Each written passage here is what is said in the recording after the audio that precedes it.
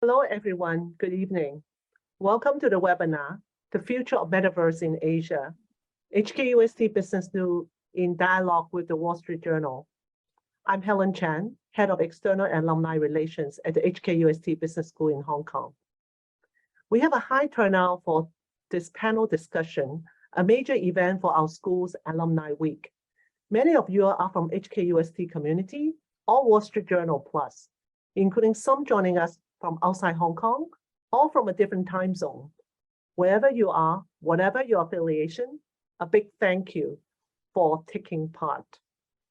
Your strong interest in learning about the metaverse speaks of the enormous potential this emerging technology platform holds in changing the way people play, learn, and work, and also bring about new business opportunities. As a leading business school in Asia and a business school within a technology and science university, we are well placed to contribute to its development by inspiring new ideas in this fast-growing area. So today, we are very thrilled to have this diverse panel of experts from the industry, the media, and our school to shed light on what's in store for the metaverse, especially in the Asian context. Thank you, Yat Siu from Animoca Brands, Yumiko Ono and Karen Howe from the Wall Street Journal, and Professor Allen Huang from our school for what I'm sure will be an informative and enlightening session. With that, let me turn over to my good friend and our moderator for this evening, Yumiko Ono from the Wall Street Journal, joining us from Singapore. Thank you, Helen. Hi, I'm Yumiko Ono. I'm an editor in Singapore with the Wall Street Journal. I'm so thrilled to be here today with some great panelists. I'm going to thank you all to the audience for being here today. And I'm going to just give you a quick overview of what we're going to do for the next hour or so. There'll be a discussion in the beginning and then followed by a Q&A. But I see that so many of you have already sent questions in. So I'll try to sprinkle in some of those questions in the discussion. Now, this session will be recorded for those of you who could not be here today, or for those of you who want to watch it all over again. I'm going to now introduce you to the panelists that we have today. So we have Mr. Yat Siu. He's the co-founder and executive chairman of Animoca Brands, and he is one of the most well-known people in the metaverse world. He's a veteran technology entrepreneur and investor and a global leader in blockchain and gaming. Hi, Yat. Hi, nice to be here. Thank you for having me. Great. And next we have Allen Huang, who's the Associate Dean of Undergraduate Programs and an Associate Professor of Accounting at the HKUST Business School. And his expertise also includes blockchain and crypto. Hello, Allen. Hi, Yumiko. It's good to be here as well. Great. And we have Karen Howe, who's a reporter for the Wall Street Journal covering China tech and society based in Hong Kong. Hi, Karen. Hi, everyone. Thank you so much for having me. Great. So let's just jump right in. I want to start with a little introduction. Can we have one short anecdote from each panelist on a recent metaverse experience? And I will start. I'm a casual observer of tech trends. And, you know, when I thought about the metaverse, I thought of Roblox and Minecraft and nothing to do with me or my company. But I then just recently attended a panel where I found out that somebody from my own company was talking about what Dow Jones is doing in the metaverse. And that really was a wake-up moment for me that, oh, I did not know that our company was also involved in anything to do with the metaverse. So that's my experience. Yeah, you must be living the metaverse every moment. Yeah, I mean, I think everything, you know, a lot happening, but maybe the one that I would say is most iconic, or maybe two things that I think are worth mentioning. The first one is we had a wedding at the Sandbox, the first, I think, official metaverse wedding in Singapore, in fact. Okay. And two people actually tied the knot, and Seb, who's, you know, is a co-founder, was the master of ceremonies. So that was kind of interesting. And the other one was at my board ape, basically was, you know, I would never make it to a runway in the New York Fashion Show, but my board ape made it, and basically was presented with a lineup that was designed by Vivian Tam. And she did it for a lot of different NFTs. So it's kind of an example of bringing the metaverse to the real world as opposed to just going from the real world into the metaverse. So it's kind of a different twist. I love the metaverse wedding. So there were avatars? Yes, they were avatars. And they built an entire sort of experience for all of their guests to visit, which was also scaled much better in light of COVID and everything. I see. Oh my gosh. Okay. All right. That's a new one for me too. Alan, how about you? I'm probably going to go way back because I don't. For my last experience is actually in Sandbox, so I think Yat Siu will probably know more about that. But I guess my first experience with Metaverse depends on my definition is playing mud back in college in '90s, and I see that as a digital space occupied by digital people, digital things, etc. So that's my beginning to Metaverse. Wow. So you think the Metaverse started in the 1990s already? That's quite a long history. Okay, great. Thank you. Karen, how about you? I feel like I can't top either of these. Usually I'm just reading about the metaverse and reporting on it. But a few months ago, I was writing a story about NFTs and I needed to reach out to an artist. But on OpenSea, there was some artwork that they had published.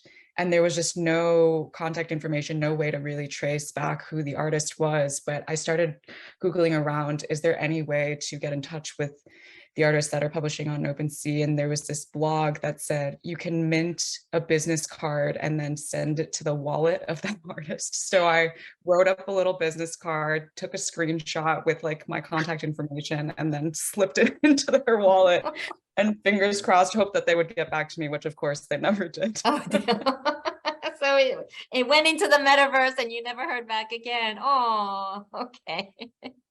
Okay, so we want to start off as with any metaverse panel, I suppose. We can't not start with the definition.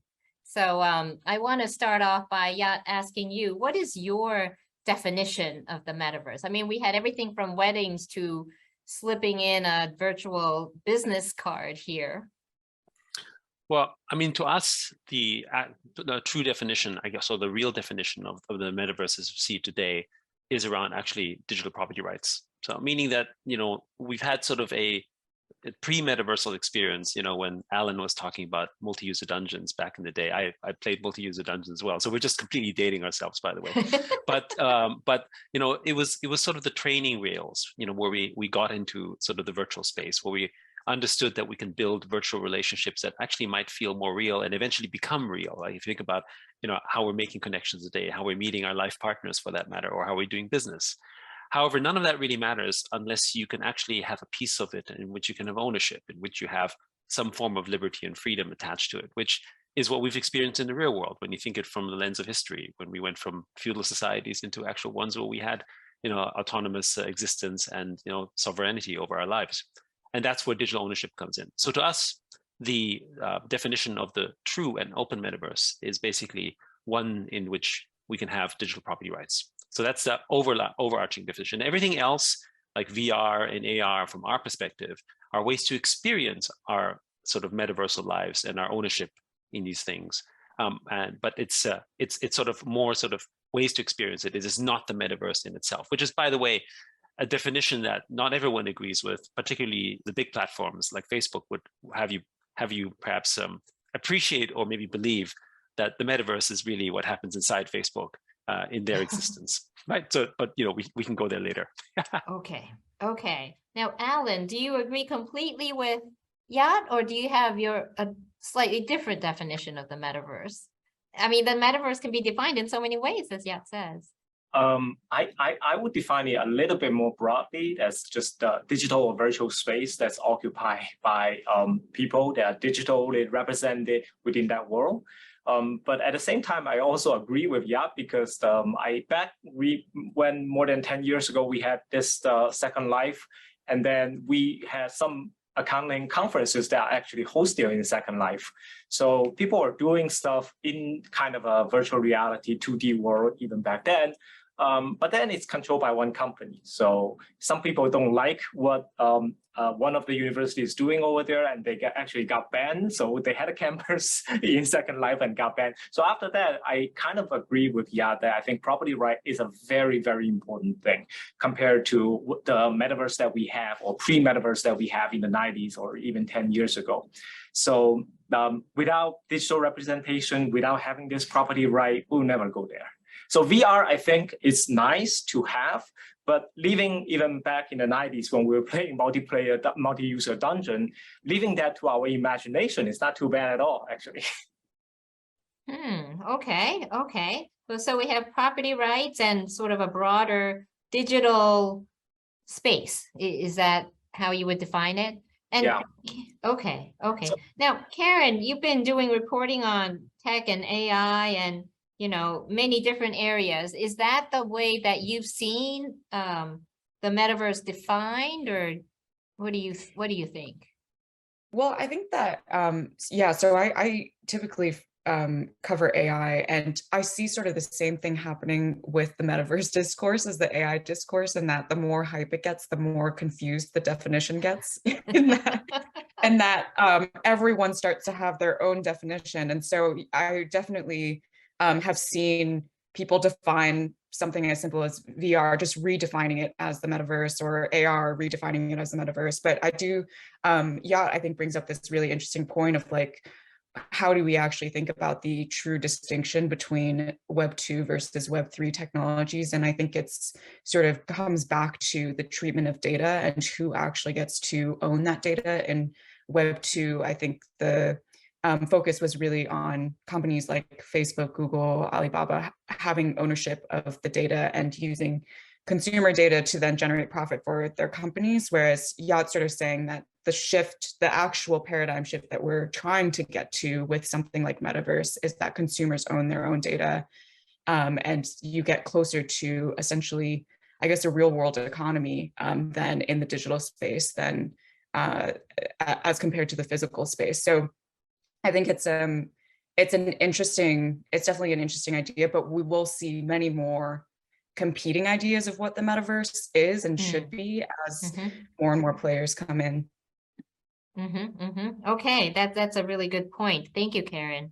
I want to jump into the big players in the metaverse, and Yat, you mentioned Facebook, but before that, I want to encourage all of you in the audience. We will be sprinkling in some of the pre-questions that we got, but I want to encourage all of you to send us your questions in the Q&A box, and we hope to get to them at the very end. So Yat, you mentioned Facebook or Meta. This is a question actually from the audience, but just trying to get a sense of who the big players are that are shaping the development of the metaverse. And is it the same big tech companies that are, we keep hearing about now, like Meta, Google, and Apple, or are there more opportunities for startups? So I think maybe sort of a mental model to look at is that rather than looking at it as one metaverse, is that we have different competing visions of where the metaverse is going. So you have one that is the closed metaverse, which is really what the Web 2 companies are doing. Whether this is, Microsoft with the acquisition of Activision and other things they're doing with Minecraft, or, for instance, Facebook, or even to some extent, who knows what Apple might do. All these companies already actually control our digital lives today, right? You have to remember that, most of us currently exist in these platforms as digital dependents. We don't have a say. We need permission to launch an app on the App Store. They can remove it at any time. Because it's Apple's world. It's Apple's world. It's their terms of service. You don't own that, right? And I think, imagine if you were living in a government where, the government actually had full control over whatever you wanted to do. You had no freedom and no liberties, which meant that they could decide on a whim, just because they thought it was right at that moment in time to remove you from business, right? That's kind of the world of the digital platforms. And so that's probably because of Web 2, because of the data paradigm, basically call it 95% of the digital world today. And so I view this as the feudal context. We're digital dependents, we're being digitally colonized, and it's a feudal context where, we have no rights and they own and control everything, right? So that's kind of that world. And the largest companies in the space, such as Facebook, they recognize where things are going, but they want to control the narrative, which is why they rebranded themselves to Meta, and they're building experience and want everyone to experience it within their worlds, because they make money from the data that is generated. Another mental model to think of it is a little bit like the Matrix. We're all users in Facebook. We're plugged in. We're delivering our data, our time, which makes them valuable. Because after all, if we stop using Facebook, the value of Facebook actually is nil.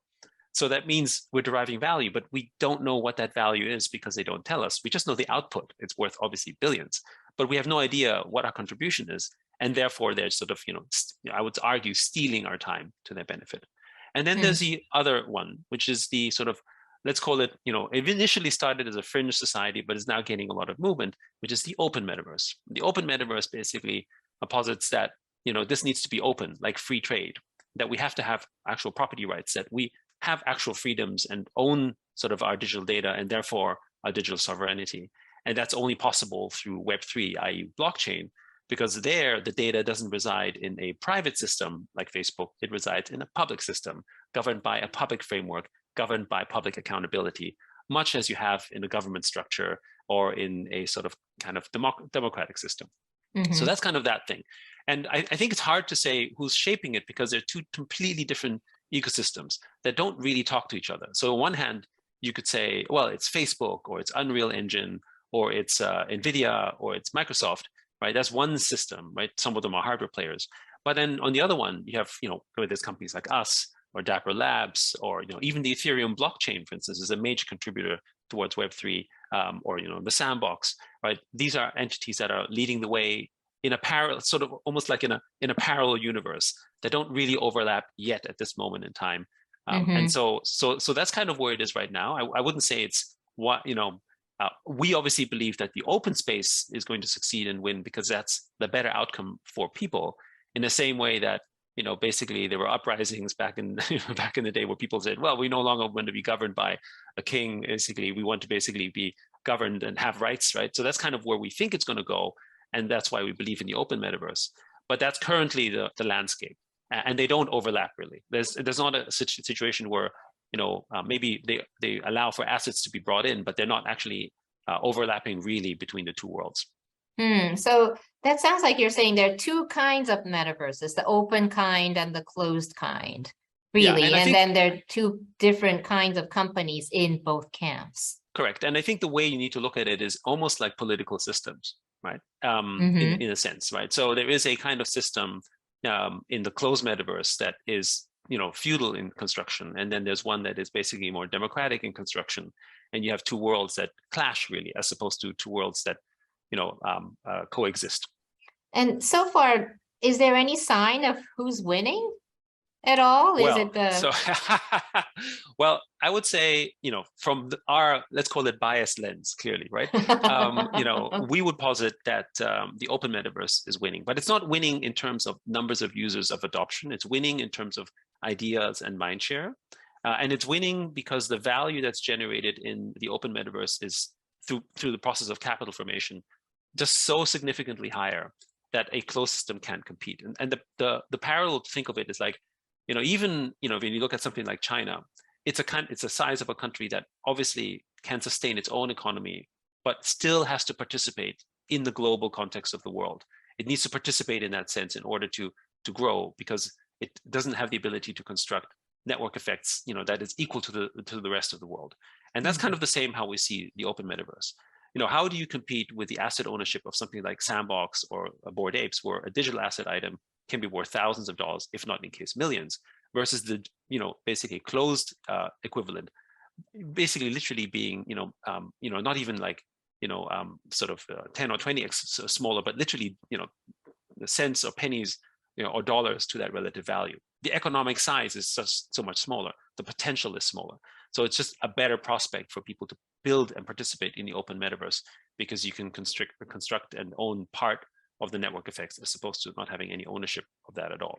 So that's where we think it is. So on a micro scale, clearly the open metaverse is more attractive and is winning. But obviously on the macro, most people don't even know that the open metaverse exists. And there's also, frankly, ideological battle lines as well between them, where a set of people don't like the idea of decentralization, right? Don't like the fact that there's sort of, an era where, it seems, more capitalist, for instance. That's, some people reject that as well. Which, so again, I look at it from not just the lens of technology, I look at it from a political lens, really, and where people are driving to it. And I'm not saying that that they are not going to, that one or the other will eradicate the one, but it will definitely, in the same way that we have different worldviews about how, we should run our lives, there's going to be different metaverses in which we agree with the worldviews that are presented. Like some of them might like the fact that it's controlled and centralized, and the fact that there's a higher authority that governs because they appreciate it. I mean, we make decisions to live in certain countries for the same reason, right? Okay. So it sounds like there's, we hear so much more about the big companies and what they're doing in the metaverse, but at the same time, we may need to be on the lookout for, the open versus closed idea, which brings us also, now there's the open and closed, but I want to also talk about the real world geographical sense that we do want to focus on the metaverse in Asia. And I want to, Allen, maybe turn to you next on what do you think is happening to the metaverse in Asia? Is there a Chinese version, and what role will China play? Is there like a Chinese version of the metaverse versus, just as Yat was talking about the open and closed, is there a Western versus Chinese vision of the metaverse going on? I would say for sure there are. I would say that in the end, I mean, we almost even have two sets of internet right now, with the internet companies in China and internet companies in the US, and they're targeting completely different users. I mean, even look at some of the most popular apps right now, TikTok. There are two versions. One version of them are for the rest of the world. The other version is for China, right? So I don't, for all sorts of reasons, I don't think that China is going to embrace the open metaverse version very, very much. So they're definitely going to go with their own version. But even without, let's say, regulation or law or the government, I think that there may be multiple metaverses in the future. Because if you just look at, let's just take an example of dating apps, right? Not everybody want to be on the same. We're talking about dating apps now? Okay. People may be on their own dating app, right? So there will be multiple versions in the future. I'm quite sure of that. And I do want to touch on one of the point that Yat mentioned, which I think is very interesting. That yes, I mean the large platforms out there, they're going to set their own rules and they can ban users. But I think we're going to come back to this issue again. But there will be some regulation or some sort of restriction that we have to put on the users, even in the open metaverse. And those rules and regulations have to be set by someone. They're either going to be set by some centralized authority or in a decentralized way, right? If you think about decentralized way, maybe for those of you who watched the Black Mirror, you can think of the rating system over there. So there will be some trade-off between which type of system you want and what is the pro and what is the con. I'm just coming in from kind of academic research point of view. I just find the whole development very fascinating, and I'm interested in seeing which world or which camp is going to win in the future. Right now, I kind of see that these two camps are a little bit in some level, they started very differently, but they're kind of converging. We know that some of the Roblox, they do try to incorporate some of the digital assets from other platforms, etc. At least open up their closed system, their closed walled garden, etc. So it is very interesting, and I would love to see what's going to be the newest development in the next couple of years. Okay, so there's a Chinese version or vision of the metaverse that's more closer to the closed, is what you're saying, than the open metaverse. Yeah, okay. That's also maybe more subject to the control of the control. Okay. Yeah, do you agree with this? There is a Chinese vision and it's more closed. Well, the reason why there's a closed version of the metaverse in China is because blockchain rules in China are very different from the rest of the world. So for instance, cryptocurrency in China is not allowed. And although maybe some people might own it, technically speaking, you can't use it there in the same way, right? And non-fungible tokens, for instance, which is the representation of digital ownership, is something that you can own them as they call it in China, digital collectibles, but you can't trade it. So it's a little bit like you can buy a house, but you're not allowed to sell it. So and which means that you have restricted sort of rights to them. So it's not true property rights as you might define from a sort of Western liberal perspective, right? Which would not be acceptable from a Western lens. So it's like, do I own this or don't I own this is the question, right? Whereas in China, you have obviously these restrictions. But there's also, I think, an additional lens here, which is, Asia and, America, for instance, also have slightly different sort of lenses on this too. Because in Asia, for instance, there's a great fascination, as you can see, whether it's Hong Kong, Singapore, or even Korea and Japan, around sort of non-fungible tokens in terms of sort of owning your digital assets and building in a space where they see an opportunity where they could lead in a space where they haven't led. Like when you can think about the iteration of Web 1 and Web 2, actually was mostly a battle between China and the US for the most part. Right. Whereas with Web 3, they see the opportunity of actually being in that space and defining that. So they're excited. So at a government policy level, Korea and Japan and even Singapore are actually making statements around the metaverse, which is unheard of when you think about when they entered it in let's say Web 1, Web 2. Whereas in the US, for instance, they haven't done this because the population at large, actually large number of them are more skeptical on NFTs, even though many of the investments come out of US companies. And again, I think it's a somewhat ideological one because of the background on crypto, because of the landscape of the inequity, wealth inequality in this case. And sort of the lens of capitalism. Like in America, there's a lot more people that are skeptical on capitalism because it hasn't served them well for the last few decades. And therefore, looking at that from that lens versus in Asia, everyone's still, supportive of a capitalist system, even though there is inequity too.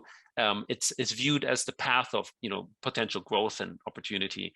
So you have this different lens. And I think China's exclusion from that narrative, through its own making and intentional has also forced Chinese companies not to be able to be in the space, right? That's the other thing, right? It's like, when you look at, for instance, the classic giant technology companies in China, they have tried to go into the space and they were essentially disallowed or restricted such that they had to shut down their platforms, like what Tencent had to do recently, which means that there is a different element of sort of where China will sit potentially competitively in the open metaverse. And again, I don't think China is thinking about that at all. I don't think they care so much about that consequence. But it's an unusual situation where if you think about Web 1, Web 2, Chinese companies were free to compete in those markets in the global scene. They had no restrictions and they could use their domestic power for global effect.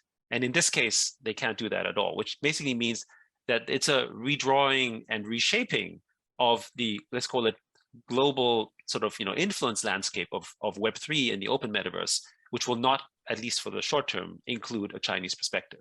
So that's actually, from our perspective, it's a little bit tragic, because we think there is value, but it is a reality, obviously, and it does represent opportunities for Asian companies because they're not dealing with the behemoth neighbor because they're not allowed. Now, Karen, I want to turn to you. Yat mentioned that there are lots of statements coming out of Hong Kong, Singapore, Korea, Japan.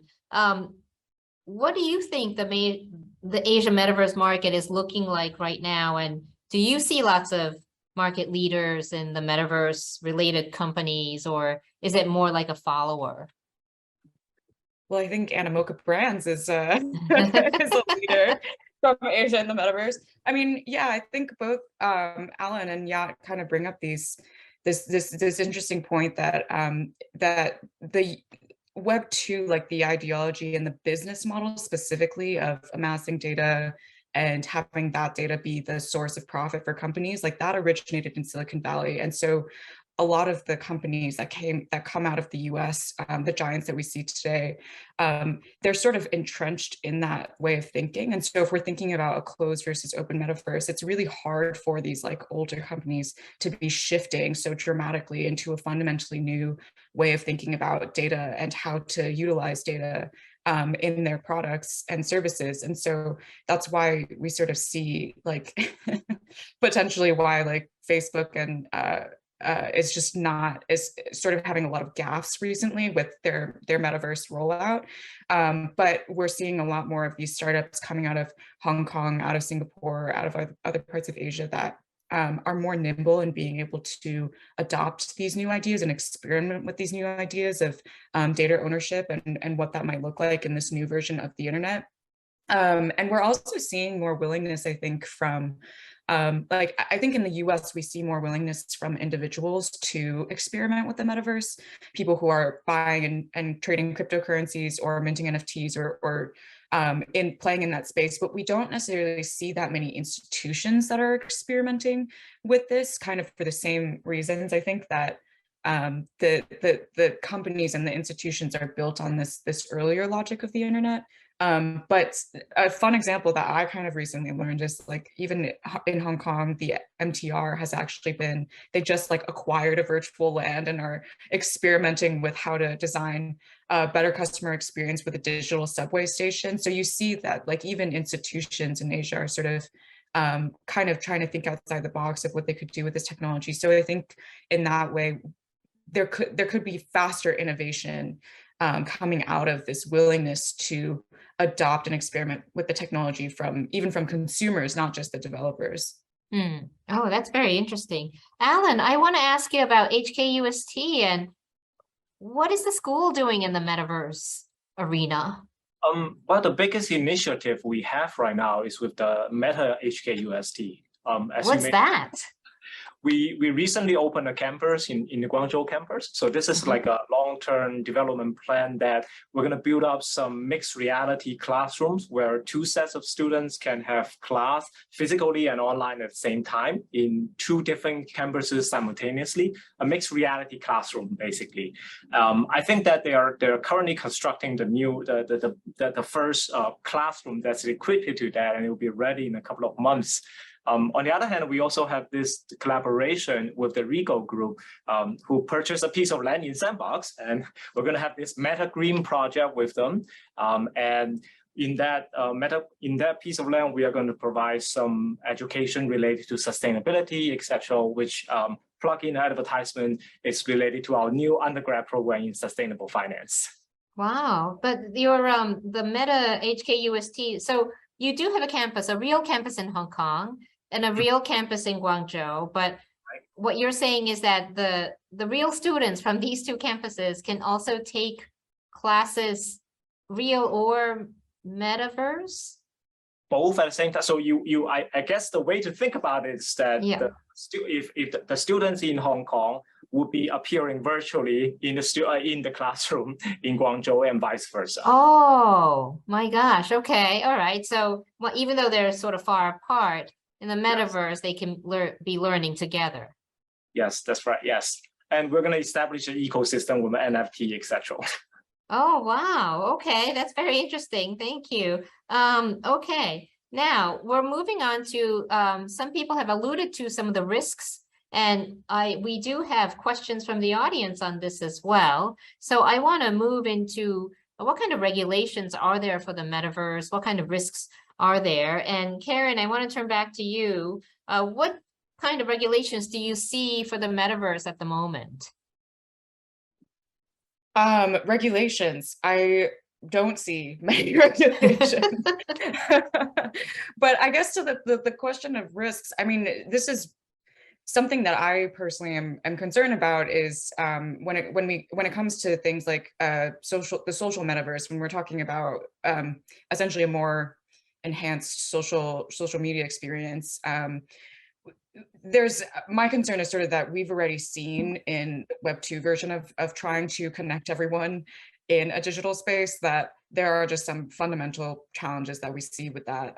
We sort of the digital space inherits a lot of the challenges of the physical realm, in that you start seeing social hierarchies, you start seeing harassment, hate speech, like this kind of behavior online, but that gets amplified because of the way that the internet is designed and works. And those won't go away just because we design a new type of internet. And so the concern for me is just, how are we going to actually deal with that? Are there ways to get ahead of that problem?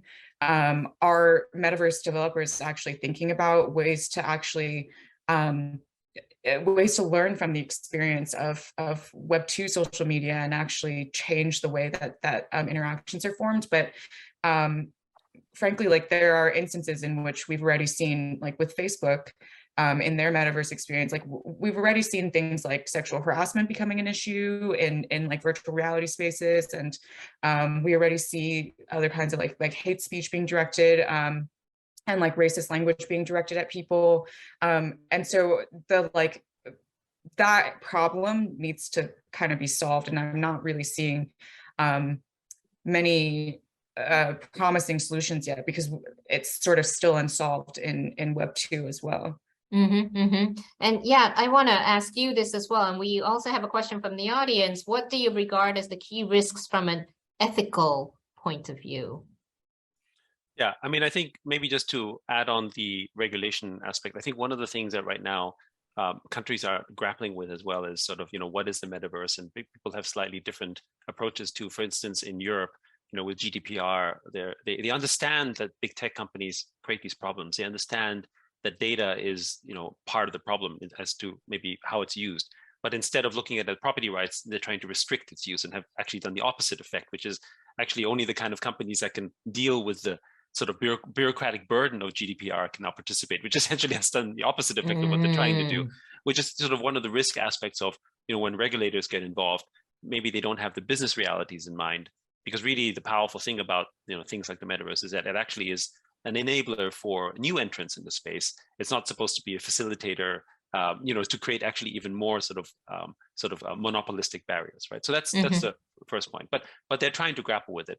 And again, I think there's a top-down approach which is unprecedented. Like, the prime minister in Japan, or even in South Korea, leadership in politics have said the metaverse is a national agenda, right? Which again hasn't been the case before. So that means that, top down, the regulators therefore have a political agenda attached to it and have to address it in a manner that makes sense. And what I like about sort of countries like that are doing this is that they know that they don't have a global influence. Like if you're in China, it's different, because in China, your domestic market is large enough. But if you're in Japan or in Korea or the UAE or Saudi or Singapore or Hong Kong, your domestic market isn't enough. So you have to build in a framework that requires you to participate with the world, because you're generally export driven. You're generally connected to the global world. So I think that's a positive, but there's going to have to be a combination of industry action. And now this is the related part around ethics and just how we participate in this. Like any economy that is growing, right? When you look at it from the landscape of a country, you will have, of course, people doing stuff that see profit and opportunity in unscrupulous ways. And it's hard to control that, as we have seen in any place, right? Whether it's the dot-com bubble in the early days, whether this is when China was growing rapidly, right? In all of these, you will find multiple pockets of unscrupulous behavior that eventually weeds out, not just because of how government regulates, but also because we're just the wiser for it, right? Like when people are minting fake NFTs, in the beginning, we didn't know how to look at smart contracts, and we didn't know the difference. And so we get confused because they look the same. And now we know what to do. Like in the same way that you're just going to walk into a store and buy a fake Rolex, or you're not going to go and buy, fake Gucci bags. You can sort of tell, what's real or what's not, because it's become a kind of social norm. So I think that's an evolutionary process. In terms of ethics, I actually think the open metaverse is a good foundation for a broader ground ethics, because, from the perspective of sort of who gets to govern and decide, actually it ends up becoming a user question, where maybe it's a delegated system where you might elect someone to make the decision, but at the end of the day you can still move that person around. And the powerful thing around that is the delegated authority that comes from it as an immediate legitimacy. So I've basically put my own accountability on this and said, okay, I asked you to do it on my behalf, and therefore I'm accountable for that decision. Whereas it's basically in Web 2, you're not accountable for any decision, because someone else makes that decision for you. And therefore the anonymity that exists in Web 2 is actually much more absolute than the anonymity in Web 3, where you have a wallet, where maybe to make a decision, you're putting something at stake, right? Your reputation is at stake, which means your wallet could get excluded if you are, a bad actor. Whereas in Web 2, you just throw away an account, make a new one. Whatever you invested in doesn't matter. The accountability is on Facebook to decide what is true or not, as opposed to you individually. So I think that to me is, the hopeful aspect around, why I think sort of sort of ethics and frankly, the way that we behave in real world. Like when we meet in real life together, we are more civil because we know we have an accountable structure to each other, right? We don't punch each other in the face when we disagree. But in Web 1, Web 2, through this sort of veil of sort of anonymity that we're sort of behind, we can sort of unleash things that we would never do in real life because we feel like we're actually really anonymous and we have nothing at stake, right? Because the accountability is given to someone else. It's their responsibility. It's not my responsibility anymore, right? Which I think is one of the big differences between Web 2 and Web 3. So I'm hopeful, obviously. Okay. Even though it could become a better world, while we're trying to figure things out, it sounds pretty scary. Allen, what about you? Can you talk a little more about what you think of the risks involved here? I broadly agree with Karen and Yat on this issue. So first of all, I agree with Karen that there's really no specific law and regulation that are apply only to the metaverse right now, because people are still, as we are, struggling with the definition of the metaverse. So I actually see quite a lot of resemblance with the cryptocurrency with maybe 5 years ago, 6 years ago, when there are lots of scams and people are using Bitcoin or other type of cryptocurrency for illicit finance transactions, etc. But what we have seen from different governments is that even though there are no law they are specifically applying to cryptocurrency, they are applying their own laws. So for example, in the US, they're applying a Supreme Court decision from the 1960s on what is actually securities. For the interstate commerce laws, for example, they were originally designed to account for mail frauds, and now people are using that for internet frauds and scams. For insider trading, we see one of the most recent cases that the Justice Department and the SEC is prosecuting insider trading cases in NFT, even though the law was relying on the 1934 Securities Exchange Act. So what we can see is that the government will try to definitely apply the old laws in the new setting. But what I like right now is that governments are actually jumping ahead. So like Yat said, that they are discussing the issue right now. And especially for some of the governments, they're trying to attract investments and also innovation in their own jurisdiction. So they are trying to jump ahead and provide some clarity on what is the regulation, what is the law, who should be responsible for what, etc., to sort of foster the correct or at least the healthy development of this industry right now. And I think that everybody, especially for entrepreneurs, everybody would prefer to have more clarity on what is actually allowed and what is not allowed in this space. So that's something that's a positive development that I can see. And I think that especially with Metaverse and with all the Web3 developments, it's so easy for a company to move from one jurisdiction to another jurisdiction. So we see some competition on which one is more friendly, where to set up your office, etc. I mean, I broadly agree with everything that Karen and Yat said about both issues here. Okay. Well, thank you. It sounds like, it may become different in a good way from how Web 2.0 is going, but right now people are.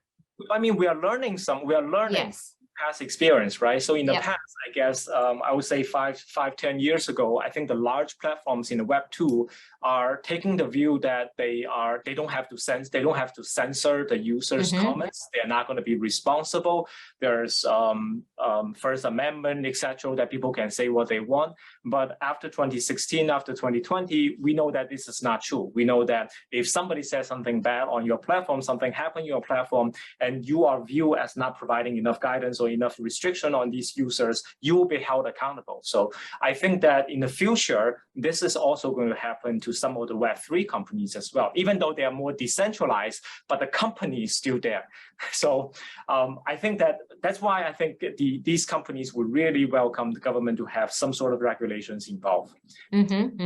Okay. Karen, I wonder if you have anything to add to this in sort of what kind of lessons do you think people have learned from, what's happened to social media that might be applied to regulating the metaverse?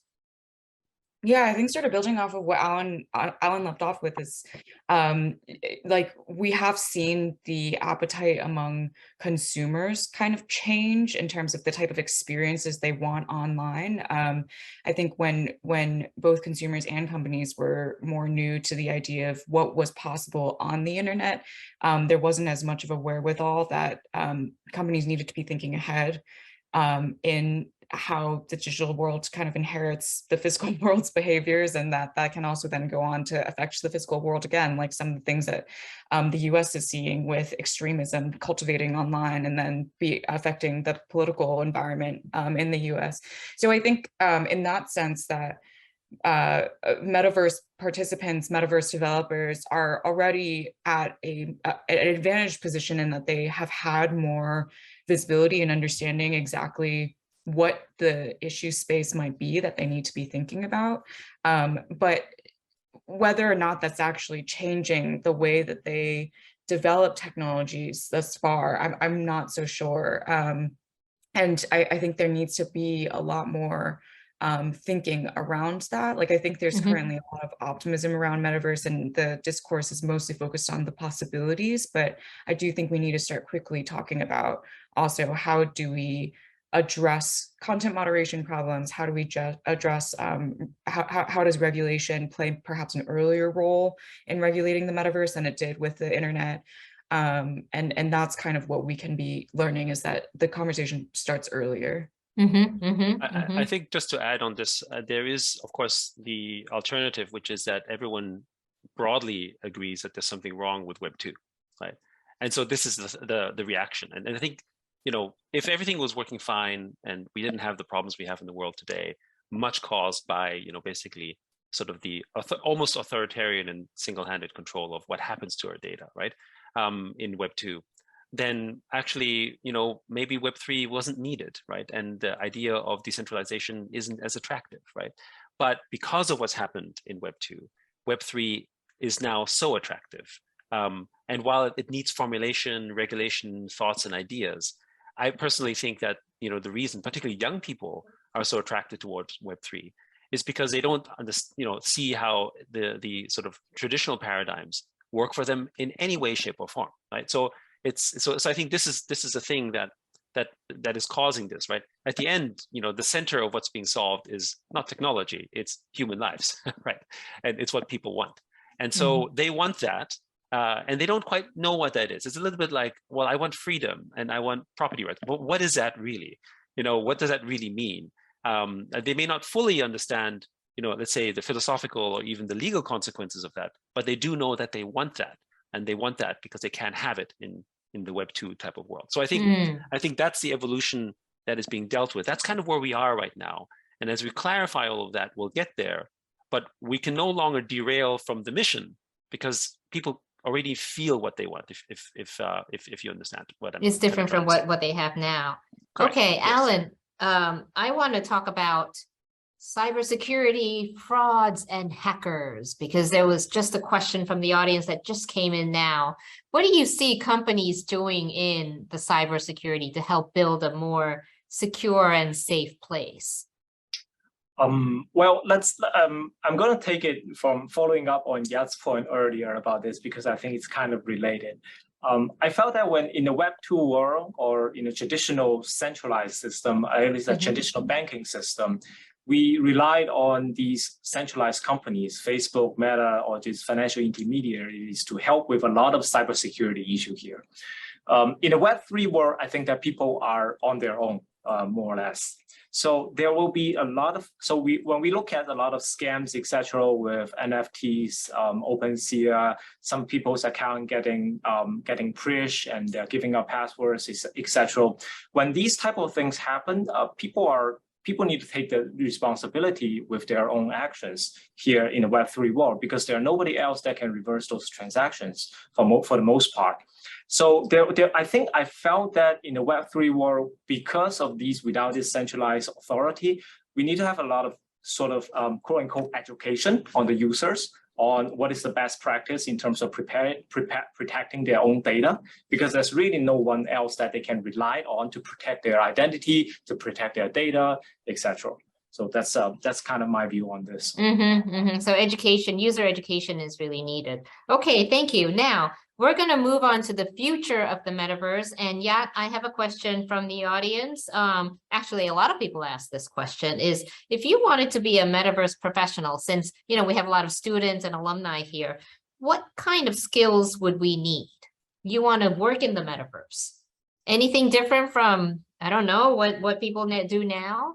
So first of all, I actually think metaverse opportunities are obviously definitely the more obvious future, I think, for our youth, because I think you just have to look at the macro, which is that the classic forms of labor are all going to be run by machines anyway, right? And many of the functions that, you know, will be replaced by sort of, you know, let's call it, you know, AI and so forth.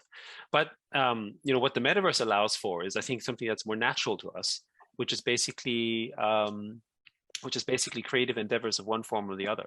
And so I actually think that creativity is going to be, or just generally sort of, you know, divergent approaches is going to be sort of the area of opportunity. So you can be a metaverse architect, a metaverse builder, you can design, you create experiences in the metaverse. Right now, for instance, in the sandbox, for instance, there's hundreds of companies that are emerging. In Hong Kong, in fact, you have a number of, you know, if you think about the fastest growing, you know, you would normally call them web agency companies.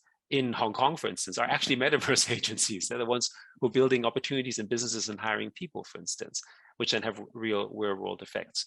And I think the other thing that is also to be clear is that if you look at Web 1, Web 2, particularly the way to participate in that space, required to have a strong technical knowledge in what you were able to do at all sorts of levels, right? You know, you have maybe, you know, if you're doing technology, you had to have someone who knew database systems very well.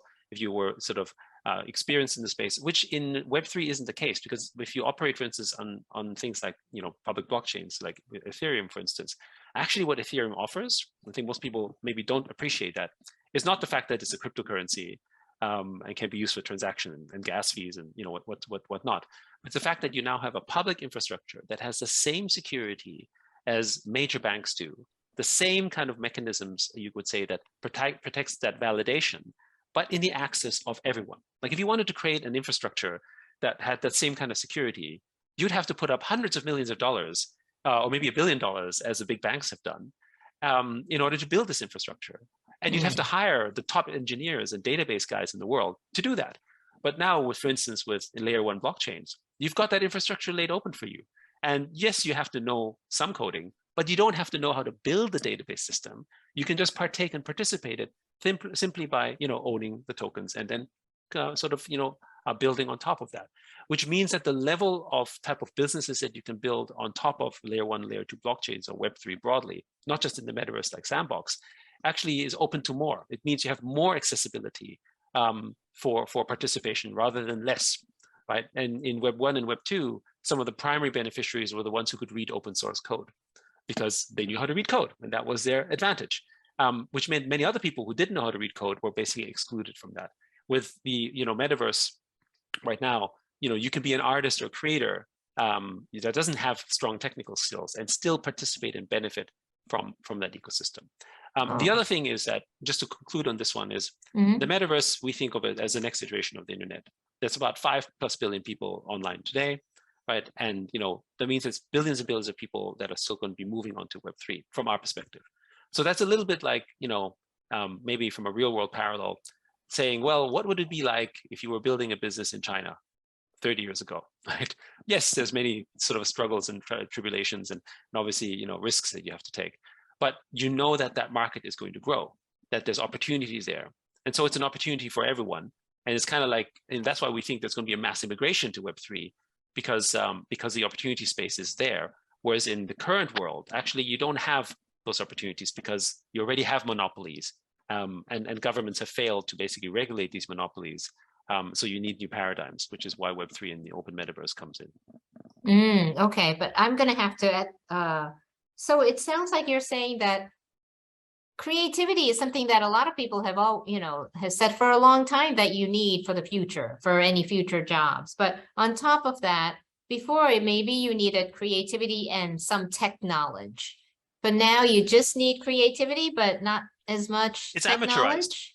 it's amaturized, Mhm, right? So mhm. in the same way that now everyone's a photographer thanks to Instagram, Right, right, Or right. right, and we've gone through. If you look at technology, we've gone through periods and times where the access and the tools that were built made it easier for people to participate, creating essentially mass creativity. It's like perhaps the most fundamental version of this is the calculator.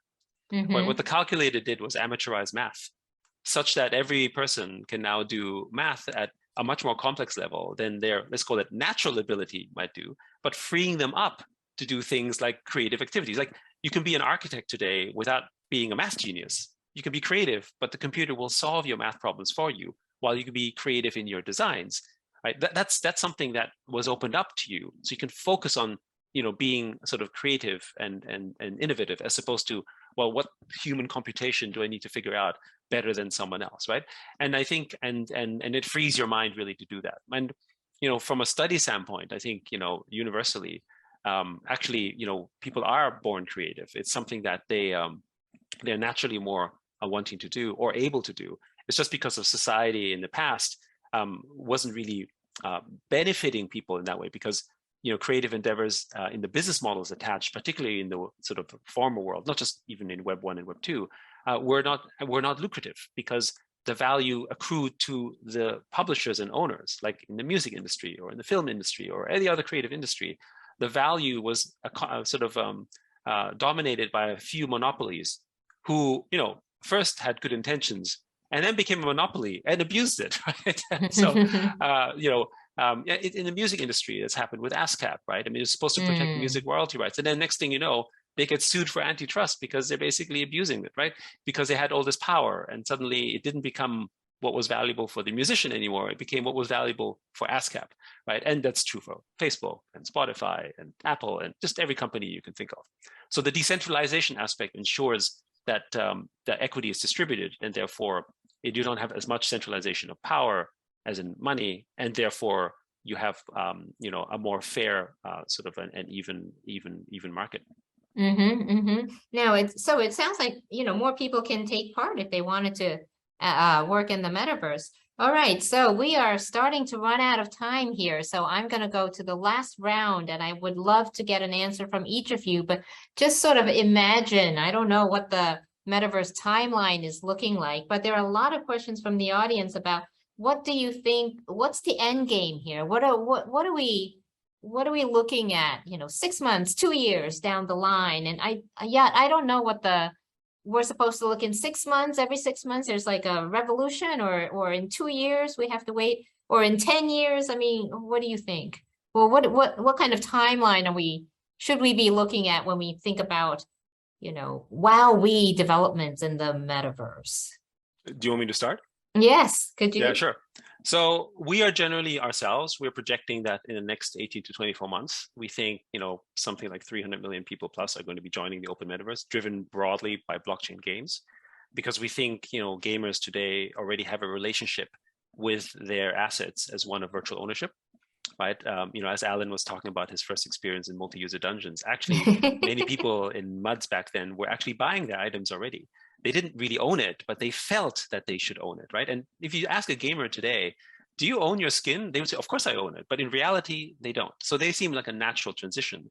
And so that's why a lot of people, when they talk about Roblox or Fortnite as the metaverse, it's a pre-metaverse, but it's there because the human experience in these games is real, right? The love, the feelings, the emotion, the frustration, they're real, as they are in the real world, right? It's no different. You are living a human existence. You are there, in more than just sort of virtually. In spirit, you are completely there. Right? So that means the gaming environment is that path that we think will drive to mass adoption. The reason we say it's 18 to 24 months is because the caliber of the games, including some that we're working on, but many others, and the funding that has gone into the space, will deliver an experience that will drive people in, which then will create, from our perspective, a broader explosion in sort of mass adoption, as we have seen a little bit in 2021 with NFTs as that first wave, and I think we'll continue on, and obviously grow in things like Sandbox or Decentraland, X Infinity, and other versions, other versions of that. And I think the cycles will be faster. So even if that will take 18 to 24 months, within that period of time, we're going to go through massive cycles every 3 to 6 months that will just come in like what might feel like shock waves, because the network effect, the construction of these network effects in Web3 are supercharged. You know, like in the early days of the internet, it took a while to lay out fiber, for instance. In smartphone adoption, you know, people couldn't buy smartphones fast enough, right? So I don't know if people remember that you had to wait in line to buy an iPhone. Yes, and maybe yes, they couldn't those were even the get days. it, right? Right. I mean, so we had supply limitations in which we could have growth adoption. That doesn't exist in Web3 anymore, right? You've got, you know, layer 1 blockchains that are obviously not super efficient, but to experience the metaverse and be open and have asset ownership, you're okay with the current infrastructure, and you have all the hardware. You've got the graphical experience with NVIDIA.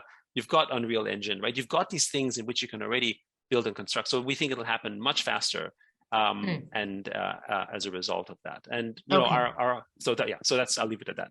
Okay, thank you. So faster and faster cycles. Karen, how about you? When you look at the future of the metaverse, yeah, sort of in a different direction. One of the things, maybe this is a part wish list, part prediction, is right now I think a lot of what we're seeing with the metaverse is sort of the same cycle that we see with a lot of emerging technologies, is that it's pretty like male dominated as a space right now, both the developers and the participants. And we're not necessarily seeing the type of diversity that ultimately we will want to see in the metaverse with the creators and with the people that are participating in metaverse. So I guess the prediction / the wish list is as more people start hearing about the metaverse and more people start becoming curious about it, more people start realizing that it's a thing that they need to pay attention to. Hopefully that will also increase the level of diversity that's among the developers and the participants in this new digital realm, and that will start driving more conversations around like equitable and diverse and ethical metaverse experiences, as we've seen with AI, as we've seen with cryptocurrencies. All of these technologies have kind of seen this early stage evolution where often the early adopters are more male dominated, more dominated by the dominant race in whatever environment you're in. And then as things start to develop more, we start to get that broader participation and get more honest conversations around how to create the technology in ways that are inclusive. And as Yat said, because the innovation cycles are happening faster, hopefully that transition actually happens faster for the metaverse in this case. Yeah, that's a very interesting point, that you're absolutely right about the male dominance, especially among the early adopters. Okay, Allen, what is your prediction for the future of the metaverse? What are you expecting to see? I'm more of really an observer, so I can't really predict the question. But I think that I agree with Yat's first comment about this being a political system. Even right now, we don't see one political system completely dominating every country in the world. So in the future, I think we're going to have, for lack of a better word, multiverse out there. So we're going to have different metaverses, some of them closed, some of them completely open, some of them semi-closed, semi-open. And I look forward to the multiverse.